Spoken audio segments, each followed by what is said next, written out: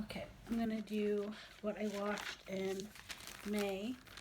I watched 2 TV shows and I think 16 movies.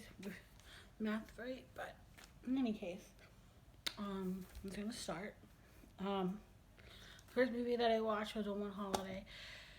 I usually do an Audrey Hepburn marathon leading up to her birthday, and I just forgot to do it this year. So I watched Woman Holiday on Prime. I have it, but I watched it on Prime, and I love that movie a lot.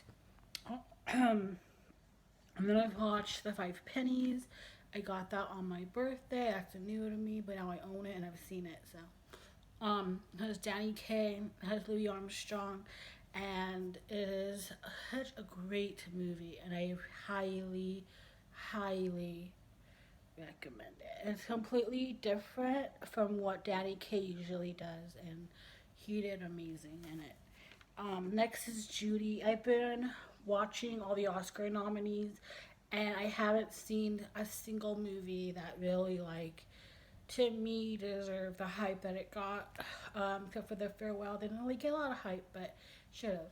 And then Parasite, which it's on the list. But those two deserve it so much. The others don't really deserve the hype that they're getting, in my opinion. And Judy didn't really get a lot of attention, and it's not that good. Um, and but what I did appreciate about it is that they showed how much Judy loved her children, and that's something people need to understand. Like, she went through a lot, and she neglected herself, but she never did neglected her own children, and that's something people need to realize. That she had a downward spiral, yes, but her kids were always her number one priority, always, and yes. When I watched Life of Pi, which is new to me, I watched it because the main actor passed away and I hadn't seen it. And one of my favorite quotes is from the end of the movie is when he says the hardest thing is not taking time to say goodbye. And that line has always stuck with me. And now that he's gone, it has a whole different meaning.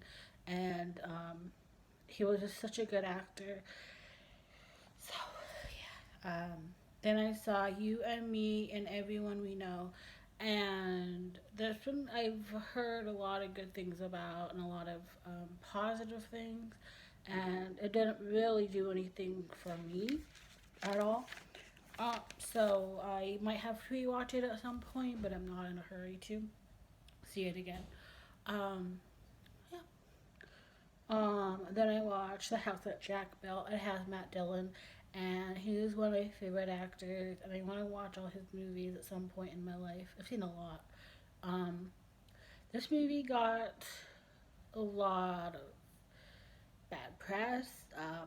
When it was shown at a film festival, half of the movie theater walked out. It didn't get put in theaters just because of the controversy that was surrounding it.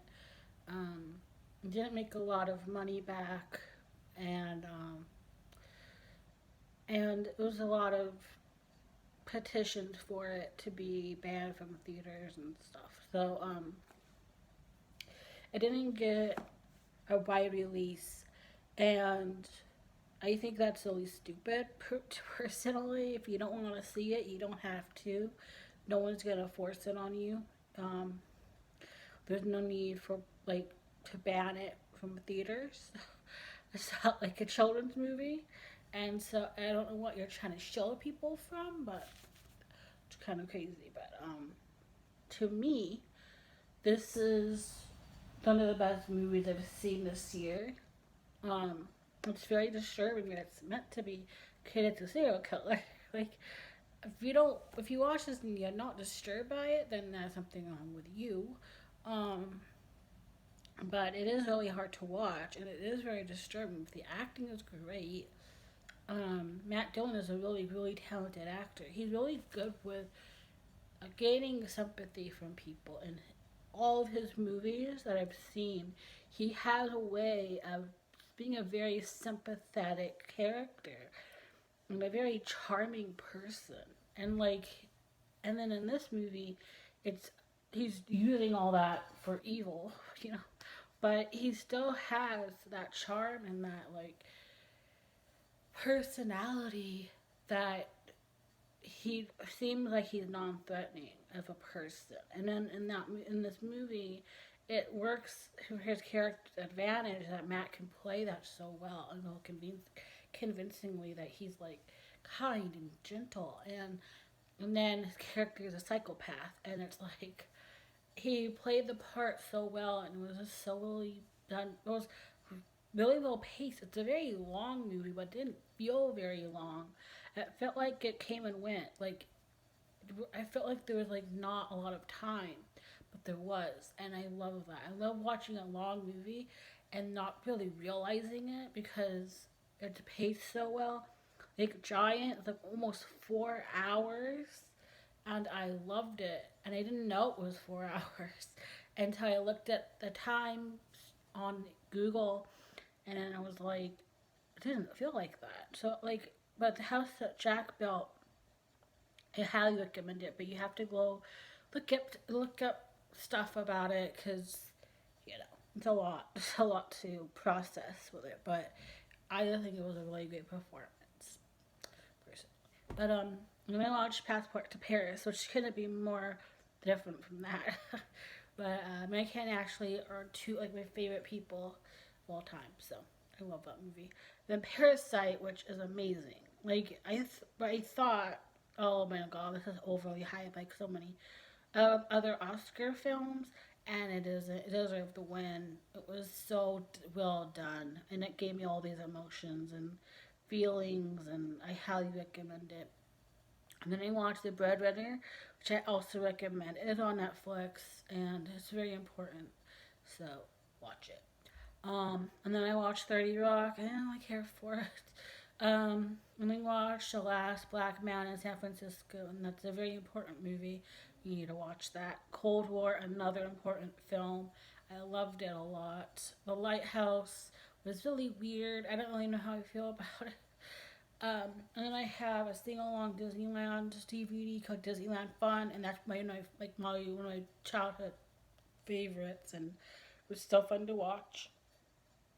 And then I watched Riverdale season 4, and that show's a mess. But Jughead Jones is always gonna be one of my all-time favorite television characters, and he's just getting better and better.